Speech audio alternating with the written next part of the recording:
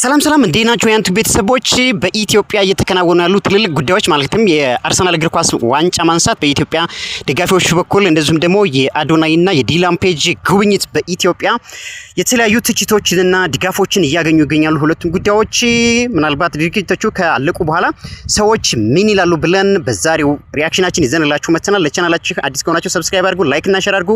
ሰናይ ቆይታ ይሆንላችሁ።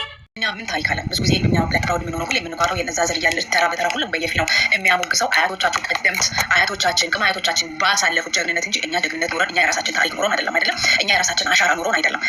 የእኛ ትውልድ ማለት በሚያሳዝን ሁኔታ ያች ሀገር እናደረገችልኝ እንጂ እኔ እናደረኩላት ብሎ የህሊና ጥያቄ የማይጠያየቅ ትውልድ ነው። አሁን ላይ የኢትዮጵያ ኢንፍሉዌንሰሮች በመንግስት ደረጃ የሚሆን በሶሻል ሚዲያ ደረጃ ተጋነው በዚህ ላይ ፕሮቴክት መደረጋቸው የሚሆን መጠበቃቸው እንደ ዜና ስለነሱ መወራቱ ለምን ግራ እንደገባቸው አላውቅም። ጊዜው እኮ በአሁኑ ሰዓት ላይ እኮ የኢንተርኔት ነው። ያኔ ቀደምት አያቶቻችን ቅም አያቶቻችን ጊዜው የነበረው በጦርነት ሀገርን መጠበቅ ነው። ያንን ጀግንነት በስጋቸው በደማቸው ከፍለው ባጥንታቸው ሀገርን አቁም አልፈዋል። ያልገባችሁ ነገር አንዳንድ እድሎች ሁለት አይመጡም። እኛ ሀገር ውስጥ ያለው ሲቹዌሽን እስኪስተካከል ድረስ ይሄ እድል ያኔ ይመጣልናል ማለት አይደለም። ሀገራችንን ለዓለም በተሻለ መልኩ የምናስተዋውቅበት የምናሳይበት እድል እኛ በፈለግነው ጊዜና ሰዓት የሚመጣ ስላልሆነ እኛ ባለንበት ሁኔታ ላይ በዚህ ጭንቀት ውስጥ በዚህ ውስጥ ቢሆን ዋጥ አድርገን ግን ሀገራችንን የመጣላትን እድል የመጠቀም ግዴታ አለብን። ብልህነት ይሄ ነው። ሀገር ላይ በጣም እንደ ሙስሊም እየተገፋው እየተጨቆንኩ ያለው ልጅ ነኝ። ሁሉ ነገር ሞልቶልኝ አይደለም ሀገሬ ነው የምወደው። ግን ይሄ ዛሬ ላይ እየተገፋው ያለሁትን እየተጨቆንኩ ያለሁበትን ችግር ማለት ነው የማሸነፍ አቅሙ እንዳለኝ አውቀዋለሁ። ፖቴንሻሉ እንዳለኝ አውቀዋለሁ። ነገ ላይ የተሻለ ህልም እንዳለኝ አውቀዋለሁ። ነገ ላይ ሙስሊም ክርስቲያኑ በእኩልነት ሃይማኖታዊ ተግዳሮቱን የሚፈጽምባት የተስተካከለችና ኢኳል የሆነች ሀገር መመስረት እንደምችል ህሊና ያውቀዋል። ስለዚህ ዛሬን አላበላሽም፣ ምን ያልተመቸኝም ብዬ ዛሬን አልዞልምም፣ እኔ የተሻለ ነገር የለኝም ብዬ ዛሬ የገነባኋት ሀገር ላይ ነገ የምትጠቅመኝ ዛሬ የሰራሁት ዛሬ በዚህ ጭንቀት ውስጥ ሆኜ ያንጸባረኳት ሀገር ነው ነገ ላይ ቆሜ እምኩራራባት። እኔ ግን ዛሬ ስላለው ላይ ዛሬ ስለተገፋሁኝ እሷም አብራኝ ትገፋ ትጨቆን የሚሰሩትንም ልበድል ብዬ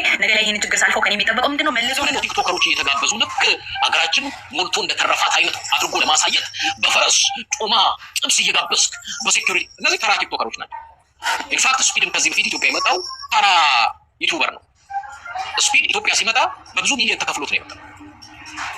ለምንድን ይህን ያህል ወጪ ለዩቱበር ለቲክቶከር እየወጣ ኢትዮጵያ ላይ እንደዚህ የሚፈላሰሱት ሲባል ቱሪዝም እንዲያስተዋውቁ ነው ምናምን። ኦኬ ዓለምና ዓለም ተለውጧል። ዛሬ የሆነ ሀገር ለመሄድ ለመጎብኘት ስትፈልግ የምታዳምጠው ቲክቶከር ዩቱበር አይደለም። ኤአይ አለ መረጃ በትክክል ስለ አንድ ሀገር ቢሰጥ አገሩ የቱሪዝም ነው ወይ፣ አገሪቷ ውስጥ ምን ችግር አለ፣ አገሪቷ ያለችበት ሁኔታ፣ አገሪቷ ለመንቀሳቀስ ምቹ ናት ምናምን የሚለውን ኤአይ መረጃውን ፍንትዋጎ ስለፈለከው ሀገር ይሰጣል። ሰሞኑን አዶናይ የሚሰራው ነገር ያያችሁት ነው። ሌላ ፔጅ ነው ይመስለኛል የሚባል ልጅ የእንግሊዛዊ ዩኬ ላይ ያለ ታዋቂ ቲክቶከር ወደ ኢትዮጵያ ገብቶ እየተሰራ ያለውን ገጽ ነው። ይሄን ከምንም ማትወሰድ እውነቴን ነው። አንዳንድ በጣም ኦብሰስ ሊሆናችሁ የአዶናይ ደጋፊዎች አላችሁ። ምንም የደገፋችሁ ችግር የለብኝም። ፕላስ ዛት አዶናይ ራሱ ከዚህ ኢንተርናሽናል ከሆነ ሊንክ ጋር በመገናኘቱ እኔ ሀፒ ነኝ በዛ ጉዳይ ላይ። ነገር ግን እኔ ጥያቄና ያለኝና ስሜታዊ ያደረገኝ ያለ የህዝባችን ረሃብ፣ የህዝባችን ስደት፣ የህዝባችን ሰቆቃ በእነዚህ ፔጆች እየተደበቀ ነው። ተለውጠናል፣ እኛ ጥጋበኞች ነን እየተባለ የሚሰራ ገጽታ ነው። ልጁ ከጠበቀው በላይ በጣም አይ ዶንት ኖ። በእርግጥ እኛ የምግብ ስኬርሲቲ ስላለብን በተን ማድረስ ስላልቻልን እዚህ ላይ ያሉት ዩኬ ላይ የወሰደውን ዩቲዩበር ልጅ በማብላቱ ሳትስፋይድ ሊሆን ይችላል። ለሱ ልጅ ምግብ ብርቆ ላይሆን ይችላል። አንድ ነገር ልናገር ነው። እነዚህ ውጪ ይሄ ልጅ አዶናይ እንግሊዝ ሀገር ሲሄድ ምሳል ጋበዘው። እዚህ ኢትዮጵያ መጣና ያው ምልህ እውቀቱን የሌላቸው ሀገሪቱን በቅጡ ማስተዳደር የማይችሉ ሰዎች ስልጣን ላይ ስላሉ በእነሱ በኢትዮጵያ ወጪ ነው ኤክስፔንስ ነው። በቃ ልጁ እንደፈለገ ይዝናናል። አድቫንቴጅ እየወሰደ ተራ ቲክቶከር ነው። ሌለን በለው ዩቱበር በለው እንትና ስፒድ በለው ምናምን በለው ለምንድን ነው እንትን ለማድረግ ነው አይደለ? የገጽታ ግንባታ ነው ምናምን። የገጽታውን ግንባታ የሚነግርህ ዛሬ ላይ ቲክቶከር ዩቱበር አይደለም። እኔ ስለሆነ ሀገር ማወቅ ከፈለግ ቲክቶከሮች ምን ይላሉ፣ ዩቱበሮች ምን ይላሉ አይደለም። ያ ያለ እጅ ላይ ጆን ዳንኤል አዶናይ እና ዳይላን ፔጅ ከሄዱ በኋላ ለምን ወደ ስቴዲየሙ መጣ? 888 ፋሚሊ ለምን አለ? አራቶቹ እንዳሉ ሆኖ ማለት ነው። እዛም ማሊያውን በሚስቱ ስም ያሰራው እዛም እስካዋቂ ህዝቡ ተገልጾ አዶናይ ደግሞ ባረጋገጠው መሰረት ነው ዲላን የመጣው። አይታችሁታል።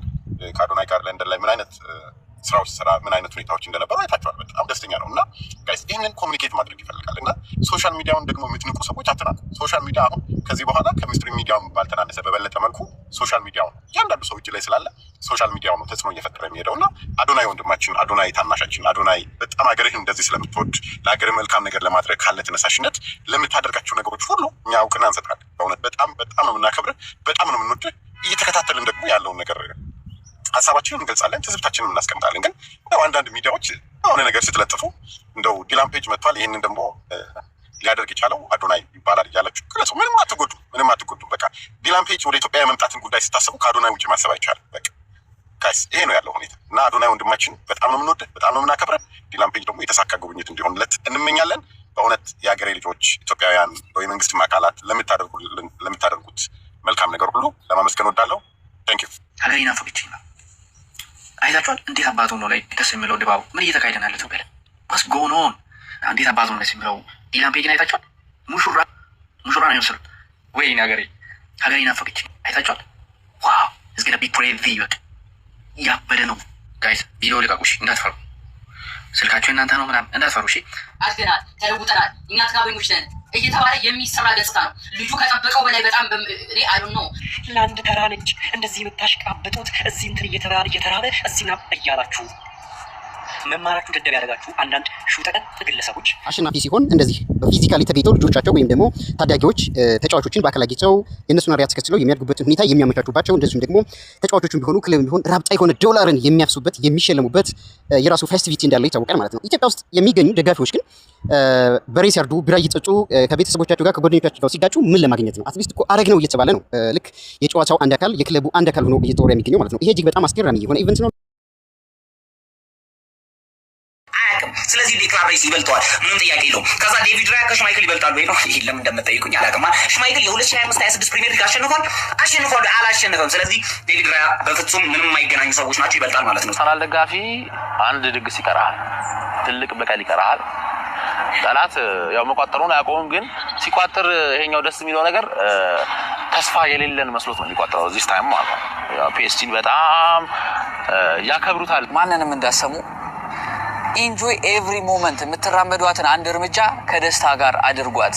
ደስታችሁን ለማሳየትም ለመግለጽም ምንም ነገር እንዳይዛችሁ። ኢትስ አወር ታይም፣ በቃ አለቀ። ይሄ የኛ ጊዜ ነው፣ እንደፈለግነው የምንፈነጥዝበት ጊዜ ነው። ብዙ አመት ሚዜ የሆነ ነው ትዳርን በደንብ የሚያውቀው ለማለት ፈልጋለሁ። ሙሽርነትን የሚያውቀው ብዙ አመት ሚዜ የሆነ ነው። በደንብ ትሰቃያላችሁ።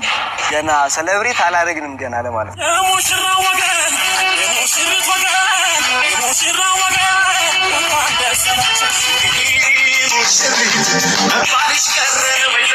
ነገር ቁጭ ብለው የሚያዩበትን አመቻቸላቸው። በፍቅር ተበሻሽቀው እግር ኳስን እግር ኳስ የፍቅር የ90 ደቂቃ ፉክክር ብቻ እንደሆነና የ90 ደቂቃ ጥላቻ ብቻ እንደሆነ አሳይተን ኢሜጁ መቀየር ችለናል ብዬ አስባለሁ። መዝናኛ ተብሎ ብር ከፍለን ነው ነጮች የሚጫወቱትን ስፖርት የምናየው እና በዚህ ደረጃ ስሜታዊ የሆነ ጓደኛን ማስከፋት በተለይ ፊዚካሊ ምናምን ነገር አታክ ማድረግና በጣም ከባድ ነገር ነው። አሁን ጀስት አሁን ካለው ብቻ ራሱ በኔና ባቢ መሀል ቴንሽን እንዳለ በግልጽ ነግሬሻለሁ አይደል? ግን ማላው ሲወልቅ እንደ አቢ የምወደው ሰው የለም።